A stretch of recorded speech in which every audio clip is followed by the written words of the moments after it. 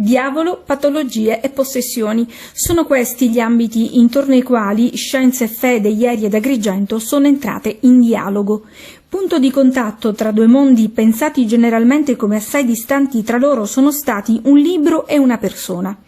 Il testo si occupa proprio dell'azione straordinaria del demonio, ma lo fa con l'apporto e la testimonianza anche di medici che fanno parte delle equipe esorcistiche. La persona, che è anche l'autore del libro, è Fra Benigno Palilla, esorcista da oltre mezzo secolo e formatore degli esorcisti di Sicilia.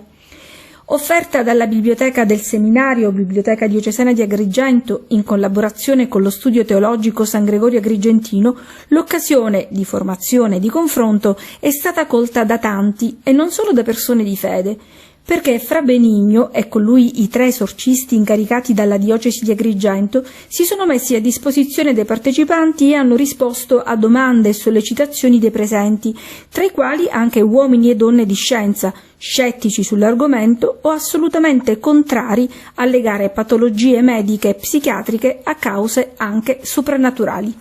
Ecco, dico loro che porto delle testimonianze sulle quali poi cerco di dialogare con loro, perché certi fenomeni che avvengono durante l'esorcismo, ma che loro magari non hanno mai partecipato, evidentemente depongono non per una patologia, ma per una possessione diabolica. Però a me quello che interessa alle volte è dire soprattutto a chi non è credente, ma anche a quelli che sono credenti ma non credono all'esistenza del diavolo, che alla fine queste persone che io ho incontrato e che ho esorcizzato, se fossero state veramente delle persone malate, non potevano guarire, perché per guarire, lo sanno bene i medici, è necessario che uno si sottoponga a una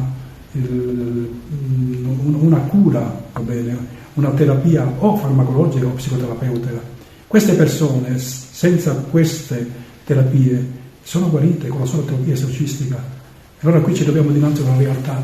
Quello che mi interessa, per chi è anche ateo, non posso pretendere che loro credano, ma almeno dovrebbero poter dire che certe patologie, per loro patologie, non si sa come e perché, con l'esorcismo che utilizzano i cattolici, praticamente guariscono. Questo per onestà intellettuale.